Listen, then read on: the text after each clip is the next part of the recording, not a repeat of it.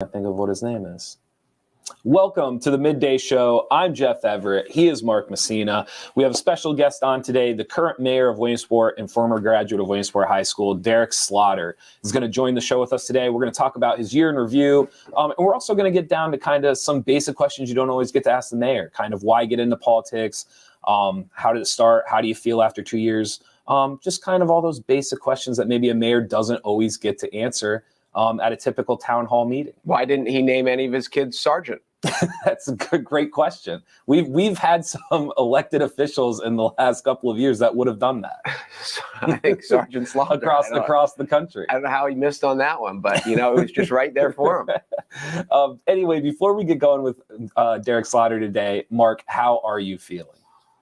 Today I'm doing good. Okay. We got the mayor in, and I'm a little excited.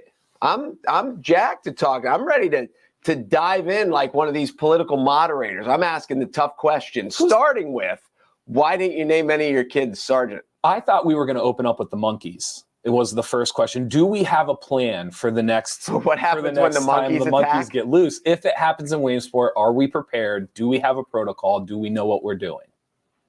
That was going to be my first question. That's true. And will the CDC tell the mayor that the monkeys actually shoot laser beams out of their eyes? Or will he be in the dark just like the rest of us? Only you could ruin the monkey story. I'm not ruining it. I think I'm making it better. Because it wasn't good enough for I'm making it better. All right. We're going to bring Derek Slaughter on at this time. Derek, bear with us here. Give us a shout if you can hear us. Yes, I can hear you. We're all good. All right. How you feeling today, Derek? I'm feeling great. I'm happy to be here with you too. And, things are going well. Why? How come, like, when you're not here, you get to wear the big cool headphones and he's in the other, he gets to wear, how come I never get to wear those? I don't make the decisions here at North Central. I thought you had more pull than that, Mark. I have very well. They tell me, here's your chair, sit down, and the show just started. That's what I get. He's jealous, though, because I have the Beats, like the brand new wireless Beats, and that's what really throws him off. These are not the wireless Beats. No, they are not. Let's start here, because before we go over your year of review, I just want to. There's a lot of things that I think once you're the mayor, I think stuff just starts to fall into your lap, and you're on the job, and things are moving. And I don't know if you ever really get a chance to reflect, like if you ever really get a chance in a public forum to really talk about it. I knew you through coaching beforehand. I grew up watching you as a basketball player when you were a student at Williamsport High School. The question that I've always been curious about, and I've never really had a chance to ask you, why politics? What was kind of the foundational thing that made you go like, I need to do this, or this is what I wanted to do? Well, as you said, I was teaching and I was coaching, and I honestly never really had a thought that I would, head into politics. At the time, I'm sure folks remember, some basketball courts started to come down across the city, and that kind of got me more involved in the community. Obviously I felt as though basketball in the parks and recreation in general is a good outlet, for our youth and for our community in general. But, there were some other folks that, didn't really feel the same way about that. Got me more involved. I really, started to consider what it might look like for a city council run. I had a few people reach out to me. Again, never thought about city council. I went to a training in Harrisburg, and ultimately, obviously, decided to run for city council. I got on council. Never thought, that I'd be sitting as mayor, 2 years after running for council. That's kind of how it worked out. As I got on council, I started to think, wow, I can really, I believe I could make maybe a little more positive changes sitting in the seat of the mayor. But again, I thoroughly enjoyed teaching and coaching. I was an adjunct at Penn College as well. And I knew I was going to have to give that up, obviously, if I really, if I became mayor and took this on full time. So it wasn't, I won't say it was an easy decision, but when I looked at it, kind of the larger picture, and looked at it comprehensively, I thought that I could just have more of an impact as mayor. But I do miss teaching, I miss coaching. But, as I reflect, these first 2 years, we've got a lot of good things happening in spite of everything that's clearly going on with the pandemic and all the other issues. But we've done a lot. We have a lot still to do, though. But city, as you said, a lot of stuff falls into your lap as mayor. It's very, very busy, but I enjoyed it. People always ask me, do you enjoy it? And I do. I like what I do as mayor, and to come in and work for the city of Williamsport each day. You brought up teaching and coaching. And Mark immediately started shaking his head. There's his first political lie right there. He maybe you might miss that. He does not miss grading homework. Nobody misses that, unless you were that cool teacher that didn't give any homework. But that leads me. This is a stupid question. It has nothing to do with nothing. Obviously, as a mayor, you're in for 4 years. You would run for re-election, or some other political office or whatever. So how many years did you have in at Williamsport before you ran? How many years did you teach? I was teacher for 13 years. So what happens, say you lose the next election, or say you just decide, I've had enough of COVID, I've had enough of this stuff. Can you go back? Yes. So the way it works, and I found this out actually when I was running for mayor, and I was working with the union, the teachers union, of course, in the administration of the school district. There's actually, it's a state statute that if you run for public office, the school district has to hold your position for 4 years. And so that way, if a teacher or, whomever in the school district decides to take political office, run for it, if they ultimately get elected, their position is held for 4 years. So after, like you said, after 4 years here, if I decide I want to go back into teaching, my position is there. So they do have to hold that. That is a law. So you have that buffer in case you wake up every morning and think, what was I thinking? I do, yes. So first 2 years, this the easiest first 2 years in mayoral history. What a cakewalk this has been. It's been pretty simple. I would say it's fair to say that regardless of which side you're registered on, the past 2 years has not been normal for anybody in your circumstances. What are some of the things? I know we got to go through a year in review, and we're gonna ask a few questions about it, but just kind of, I don't want to say give us an overview, but are there things in the first 2 years that that you unexpectedly, or that you've picked up on, or things that you're happy about? What are kind of some of the key points here in these first 2 years before we start diving into some of these things in your year in review? Well, I ran on transparency, fiscally accountability, getting the financial house in order. We've obviously have made great strides in these first few years to do that. Clearly, there's still a lot of work to be done on the financial front, but I think my administration and our employees have done a great job to start to get that cleaned up. We are working through the process of the audits right now, and as I said, that's still a lot of work to be done there. We've got projects that were completed over the first 2 years. Street paving. We got some projects resurrected that were completed. The video board out in Bowman Field. Speaking of sports, that brand new video board is done. We have some projects that are going to be ongoing. We got some grants this year for some improvements to East 4th Street, Campbell Street. We have the Granite Park Band Shell, splash parks. Memorial Pool is going to be getting the upgrades. Looking at body cameras for our police. So, we've done a lot in the first 2 years, but we still have a lot of work to do. And we've, here in the new year, here in January, we hit the ground running and just continuing, to get these things done. So there's two improvements in the year in review. The one that I wanted to ask you, and you can also promote it as well, but I wanted to ask you, the new city's website. I know that it's been upgraded, it's been promoted. What are some of the things? Are you guys seeing an uptick in traffic? Are you guys using any metrics? How are you guys deciding, how impactful that is? Is it doing what you hoped it would do? It is, yes. Our previous website was woefully antiquated. And so we, one of the things I wanted to do quickly was to update the website. It didn't happen as quickly as I would have liked, but nonetheless, it did get updated. And so it's a fully accessible site, which is very important. We have our permits, if you want to file a complaint with the mayor or any of our departments, you can get right on there. There's a get in touch form, or if you want to, say, hey, we appreciate this, whatever the case might be. So it's a lot easier to communicate, a lot more efficient. If you want to just hop on a website, it's just a drop down menu, so you can let us know if there's a street light out, or if whatever the case might be.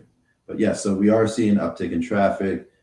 People have enjoyed that. They've reached out and said it's a lot easier to contact your office or to contact, Public Works, or, get information off of this website. The old website, it had outdated information. It was very difficult to use.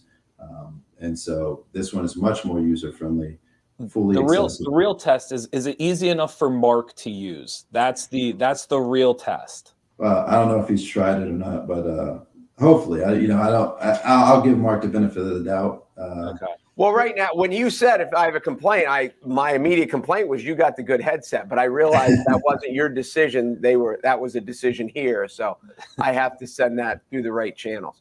You can. There should be some form of complaint system here at North Central as well, I would imagine. One of the things, I don't even know if this is really in the form of a question, but since you were a teacher, and obviously one of the things about politics that has always been is we need to get more young people involved.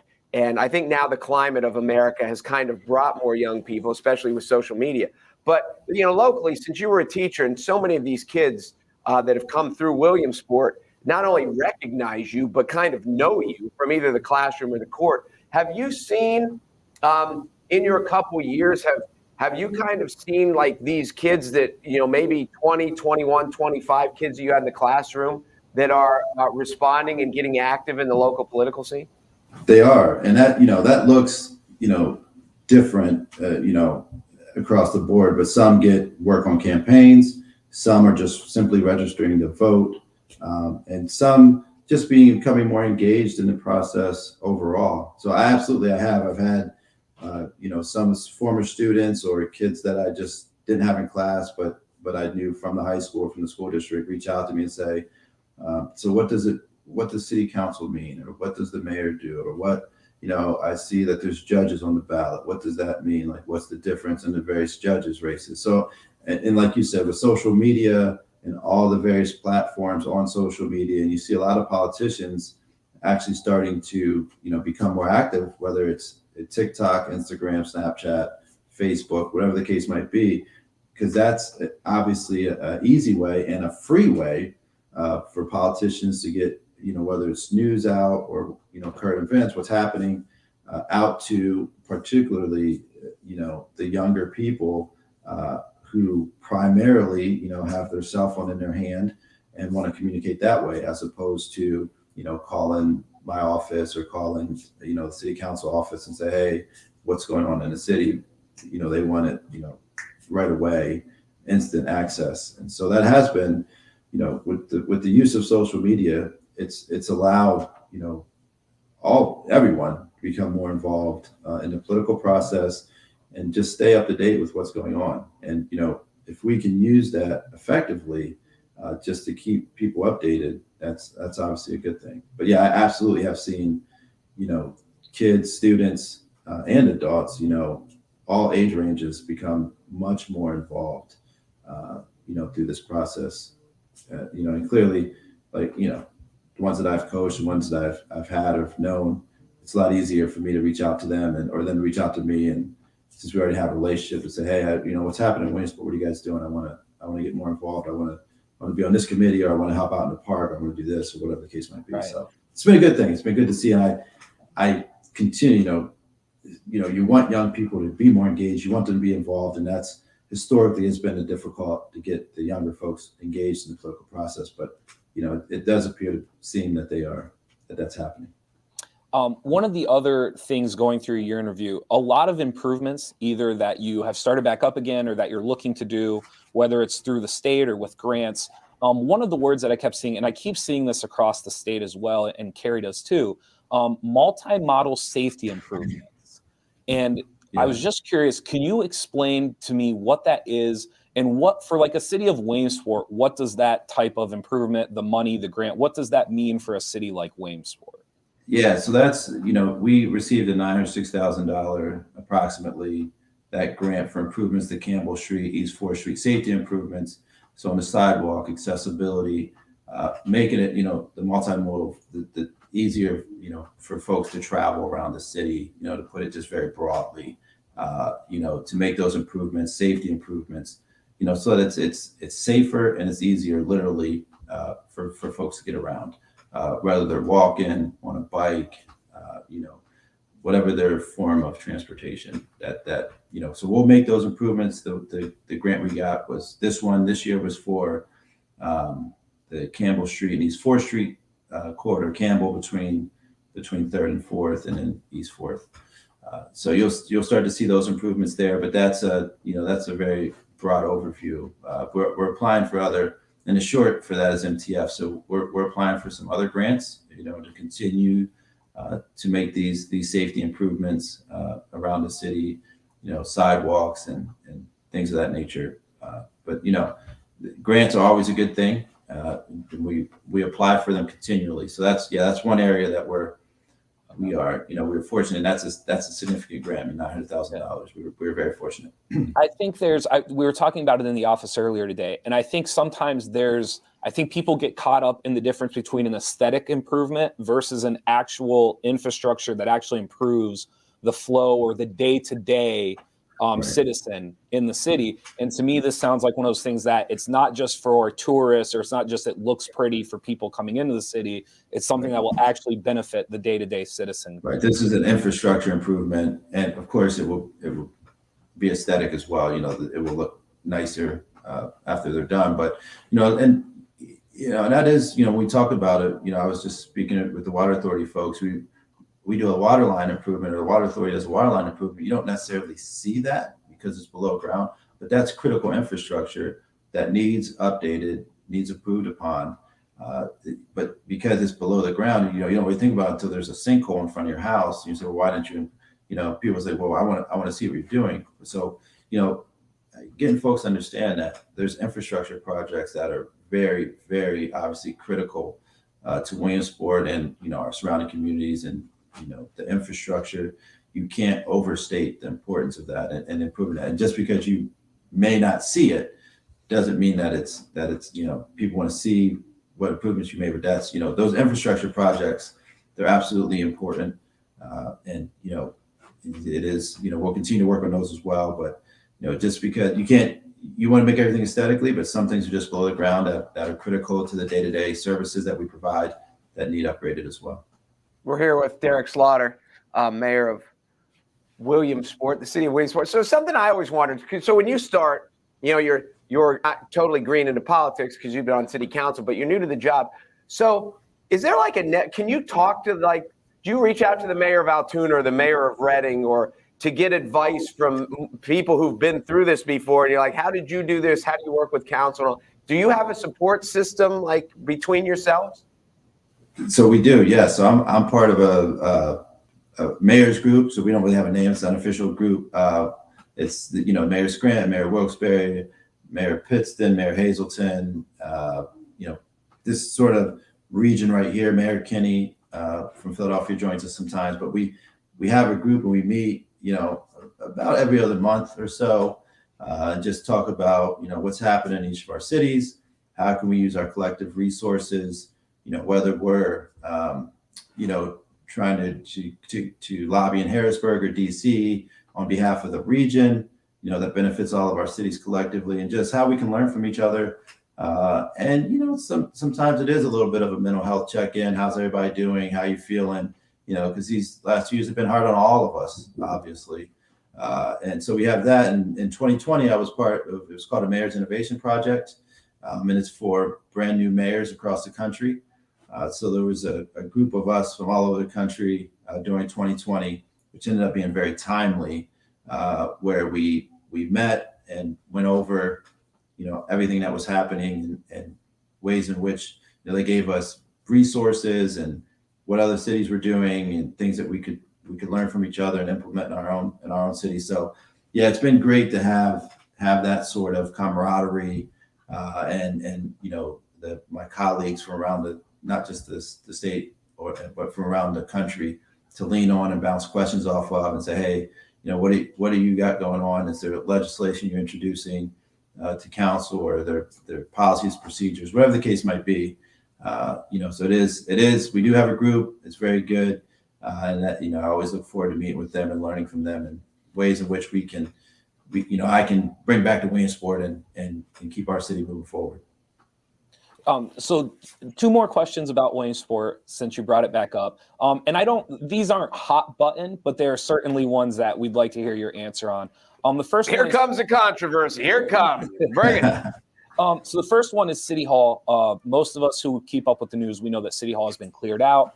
Obviously, you're probably speculating by answering this, but what does the future hold for the historic building?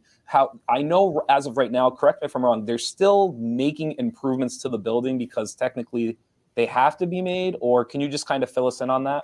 Right. So the only improvements we made was the ramp. So we did the ramp in the front of the building. That was part of the consent decree we were under for the federal ADA lawsuit. And that was on the exterior of the building. City Hall is actually still condemned. So we have not done any improvements inside of the building as of right now, pending a decision on the building moving forward. So there's no services, there's no programming that's happening inside of City Hall at the moment. Every department is out of there. We don't have anyone in City Hall. And so we had a pretty lengthy discussion with the Public Works Committee last week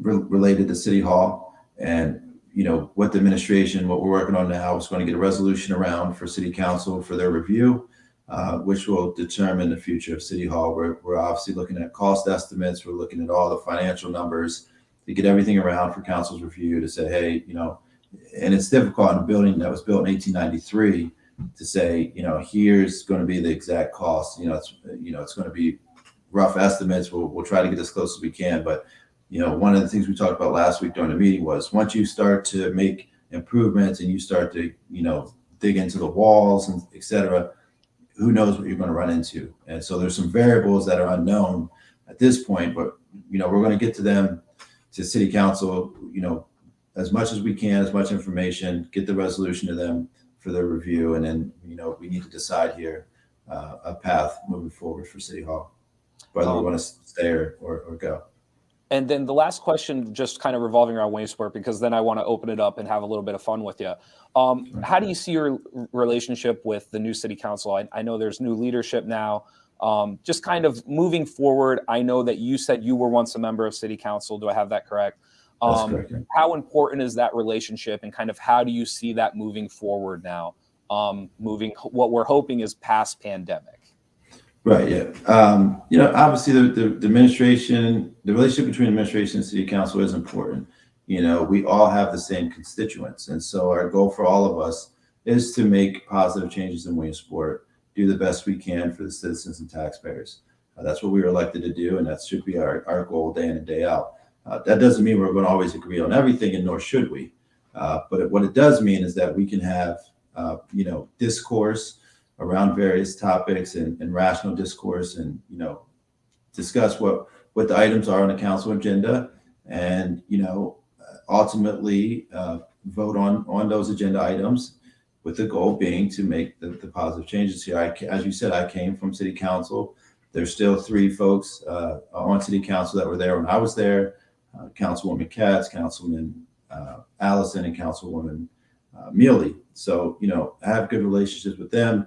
I'm, building the relationships with the newer council members, but we've been together for 2 years now. And, and then of course, Councilman Whiter just joined us here in January. So, ultimately, I think I do have a good relationship with council, and we'll continue that moving forward. There's a lot of work to be done. And so, that's what we're tasked to do. That's what the voters, elected us to do. And we'll continue to do that. All right. So the day you come home and you tell your wife, I'm running for mayor, her response was what? We're still discussing that response. She claims that I never came home and said that, and then ultimately I'm just here. So her response was probably, Good luck. Yeah. So it's still up in the air. I believe we did have that conversation, and I said, hey, I'm thinking about mayor. And she claims that I never even told her that I was considering City Council. So, we're Well, not. I just know how marriage works, and I believe you because, there's a lot of times women just don't listen. Isn't that right, Jeff? You know how marriage works and also doesn't work. Exactly. I've seen both ends of it. Hey, Derek, we got a question from somebody that I thought was a really good open-ended one for you. Question for the mayor. Can you pick one thing that you, prior to the role, and the public may take for granted when it comes to your mayorally responsibility, I think is what they meant to say. Is there something that comes to mind? It's hard to point to one. I think, it's the balance. You have to, that work-life balance. I mean, it's just, this could encompass you. The responsibilities of being mayor when everything, especially here in Williamsport, we're a strong mayor form of government. So that means pretty much everything, comes through the desk of the mayor, and, just emails and phone calls and so everything's a priority. So if you call me and say, my neighbor has, garbage bags piled on the porch, that's a priority to you. That may not be at the top of the list of my priority, depending. So you have to always say, we have to prioritize the priorities. And so, because everybody that calls you that, or emails you, or stops you on the street, whatever they're saying to you, that's a priority to them, and they want an answer. They want to know how you're going to fix that. So it's really, before taking over, I don't think it's going to be a lot of work. I don't think it's hard to really explain the level of emails and phone calls and just the number of different responsibilities that come with being mayor. And I think that's when you kind of look at my colleagues, my mayoral colleagues. I think that's why you have that camaraderie there, because you sort of don't understand it until you're in those shoes. And so we kind of understand the dynamics that come with this position. And it's if you don't find that balance, it could become overwhelming pretty quickly. You got to stay grounded, and my wife and my family do a good job of keeping me grounded. They remind me all the time. So, but you do, in all seriousness, you have to stay grounded. You got to keep that in perspective, maintain the balance. But I think it ultimately is just the number of, it could become overwhelming very quickly. So I think that's one of the things. Just before I took over, I couldn't imagine, how quickly your inbox fills up, and your voicemail fills up. It's sort of astonishing, actually. Has there been anything that's been a pleasant surprise that you've loved about being mayor that you would have never thought of before? It probably sounds cliche, but truly just coming in and the amount of people you get to meet, just realize how many good people are out there that truly want to step up and help move the city forward. People that I, even teaching and coaching, obviously I met a lot of people, and then it just, that grew exponentially once I became mayor, that just say, hey, Derek, I live here in Williamsport. If there's anything you need, just let me know. I'll help out. Whether that's, cleaning up my neighborhood, picking up garbage, or, whatever it might be. So you realize there, we could get caught up in the negativity of the world, and we do sometimes, but also it's been a pleasant surprise for me to see how many, good people who just fly under the radar, that just, hey, don't say anything, but I just want to help out here, and let me know what I can do to assist. So it's been really great. And particularly during the pandemic, so many people have stepped up to assist, from nonprofits and restaurants and churches and individuals. Everybody stepped up, pitched in, and that's been nothing short of heroic. But even outside of that, just on a day-to-day basis, people just do. There's so many things they do that say, like, Derek, don't post it on social media. Don't take it. I don't want a picture. I just want to do this and do some good things for Williamsport. So that's been great. So before you go, the real question: are we prepared for the next time monkeys fall off of a truck if it is in Williamsport, Pennsylvania? That's the real question everyone wants to know. I'll say we're prepared. I don't even want to get the rumor mill started on that.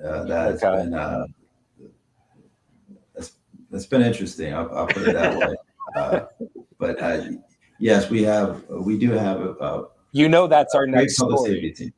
Our next story, Mayor Slaughter says we are prepared for the next monkey wreck. Right. That's why I sort of didn't want to touch that, because I'll open, social media or something tomorrow and see that, I said something that I didn't say. So, But it is. Before, and I should know this before.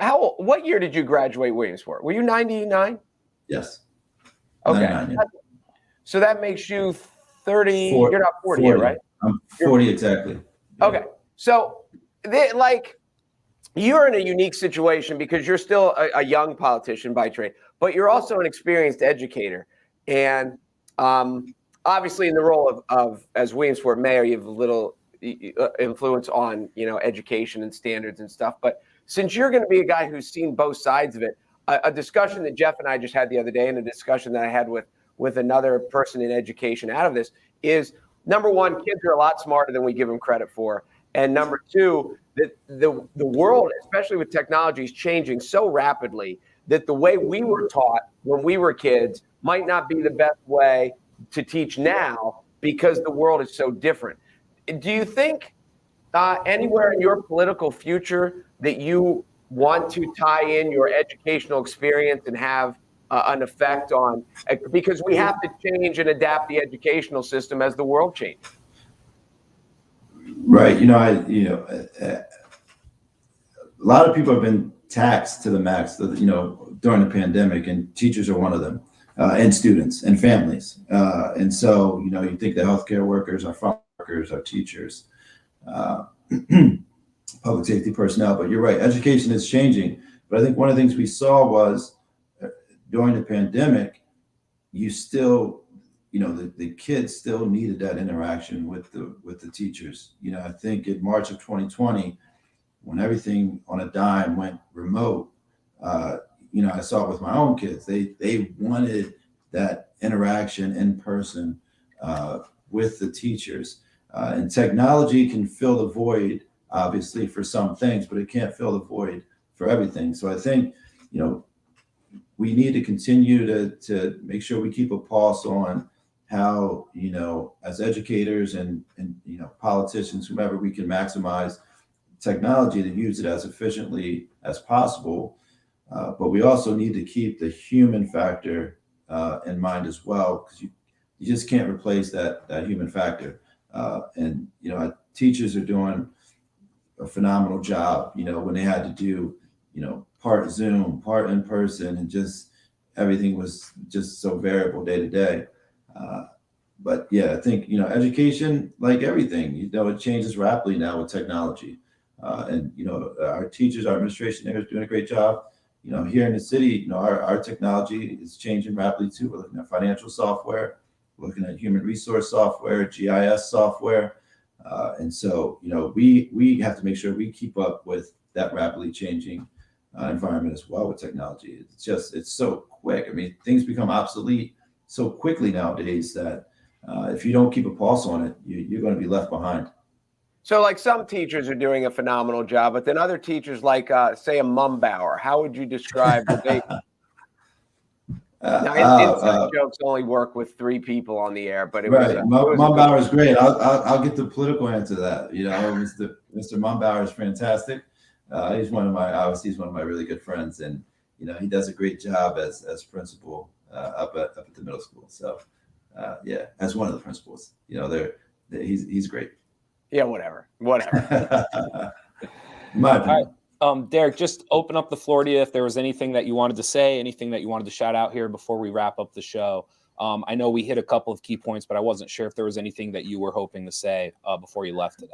I think one, we were this year fortunate to do a no tax increase for this, the taxpayers in Williamsport. I think that was I introduced that during the budget. I'm glad the council they passed that budget with a no tax increase.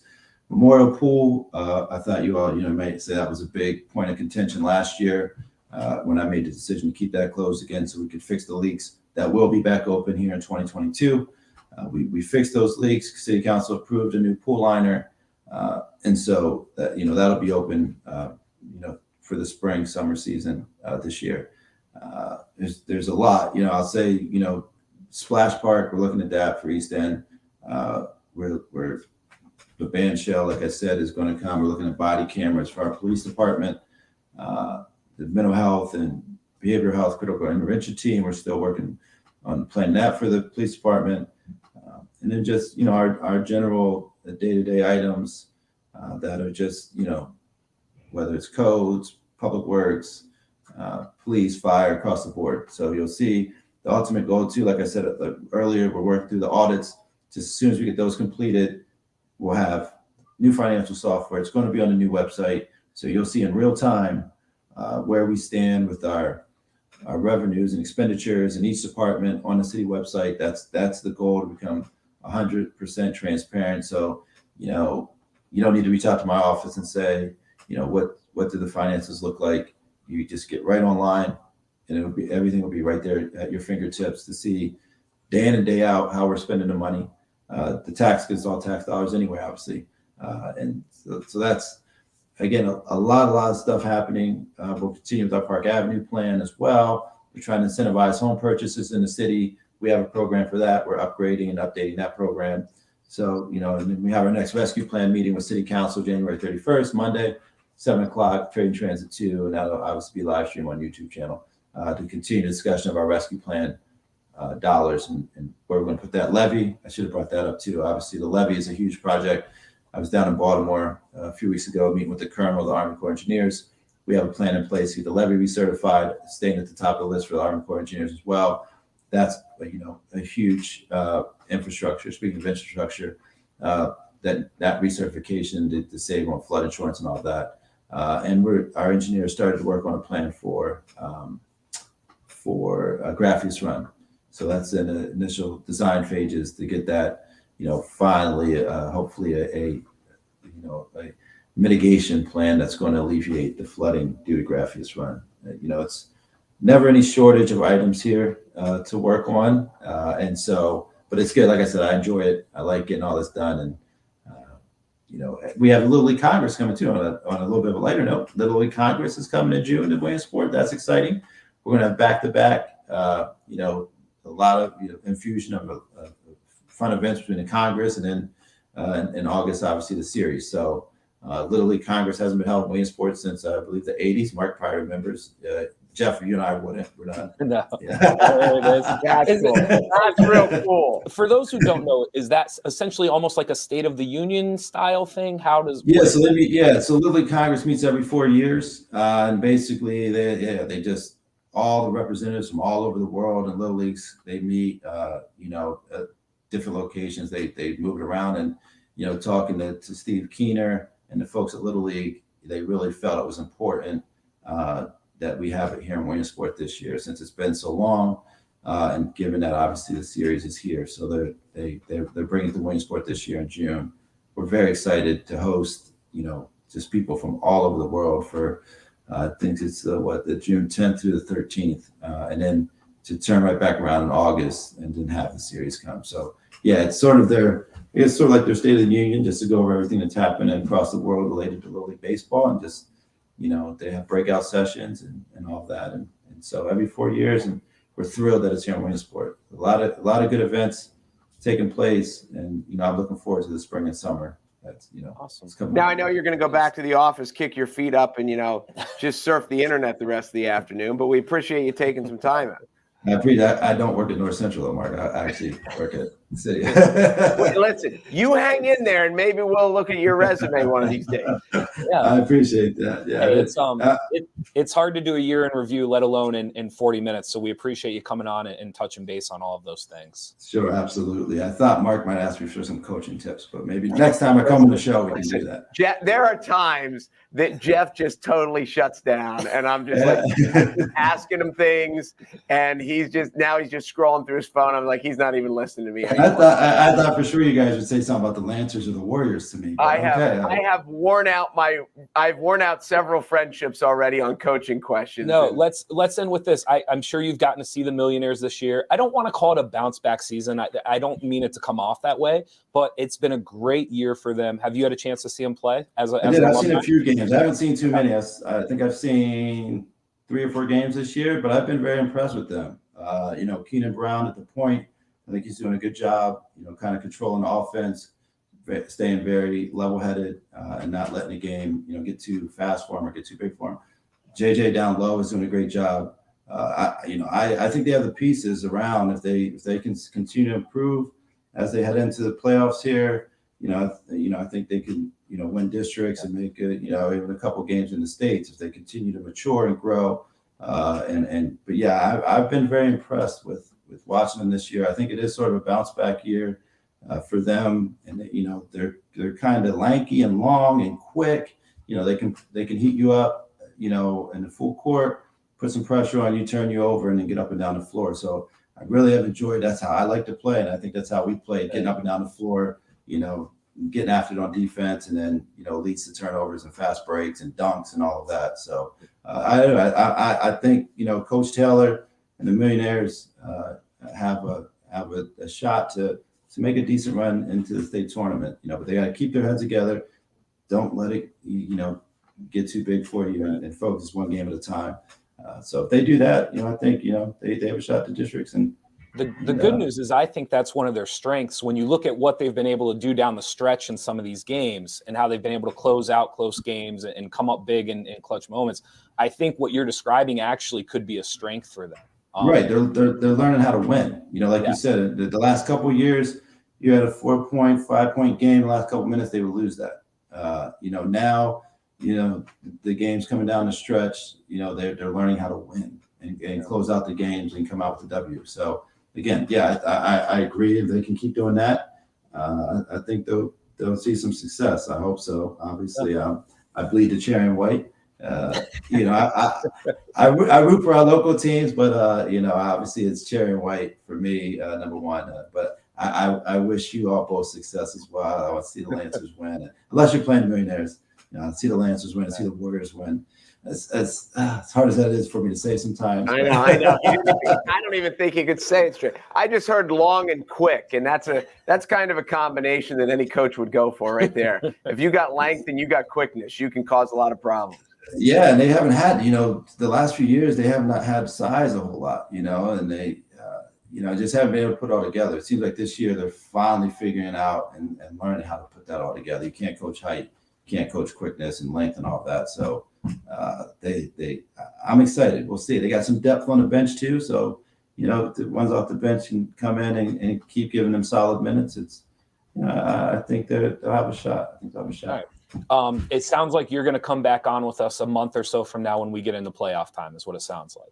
We can do that. Yeah, we can come back. We can talk sports, give us some city updates and talk sports, do all that. We can come back whenever. I'm happy to do it. Maybe bring Mom Bauer with me next time. Okay. There you go. There you go. We're going to see you in a month then. Derek, thank you so much for coming on. We appreciate it. Absolutely. Thanks for having me. Thank you, sir. Have a good one. All right. Thanks again to Derek Slaughter for joining us today. We're going to hop off right now, but was there anything that you wanted to throw out there? Anything that people I would just say this. Whenever you just kind of run into him on the street sometimes, and in Williamsport, I've seen him at events, and we both knew him before, as you said, from the sports world, from the coaching world, but I joke with him. He's always been approachable. Like even now that he's mayor, he's still been just as approachable. I sent him a message like, "Hey, we got this idea. Do you want to come on the Midday show, talk about your year in review?" And, I was one of the thousands of messages that he gets. Maybe thousands is exaggeration, but I can only imagine how many messages he gets because yucca pucks like us are saying, "Hey, you want to come on our show?" Sure. And he got back to us the same day. He's like, "Yeah, what day? Let's do that." And then we kind of hammered out a day. And so I think one of the things that is good, history will say whether he's a good politician or not, like down the road. But because he's so relatable to so many people, as you talk, even in little towns, you're like, oh, that guy's the mayor. You might know who he is. You might know where he lives. But since he was such an integrated part of the community, because he was in the educational system, because he was in the athletic system, that so many people already knew him, I think he brings a different face to politics, at least locally. Mm-hmm. And the mayor of Williamsport, as he's right, he's got a little bit of clout. So it's an interesting time for the city. And I think he's a good person for the job for lots of varied reasons. Sure. I said when he was running for mayor, I made the point. I thought him and Biter ran such a clean campaign. And I thought for the city of Williamsport, what a great thing to have two people run that just represented the city well. It was clean. There wasn't a ton, it wasn't like this trashing of the other side and everything else. And it was one of the few times I've ever, in my young adult life, it was one of the few times I remember seeing an election where I was like, I feel like the city can't really lose this. Right. And so just a shout out to both of them, who now, I believe Biter is now on. He's on the council. So just a shout out to both of them. And like I said, I think there's a lot of cities in the country that would have been much better off had they have had a campaign like what Biter and Slaughter had. So shout out to both of them for that. So yeah, it was good. It was good. All right. Thank you guys for watching the Midday Show today. Thanks again to Derek Slaughter for coming on. Thank you to Weiss Markets for being our sponsor. And be sure to go to NorthcentralPa.com for all your local news. That's all we got for today. Tomorrow we're talking about the Baseball Hall of Fame. I got things to say. I'm Jeff Ever. He's Mark Messina, and we will see you tomorrow.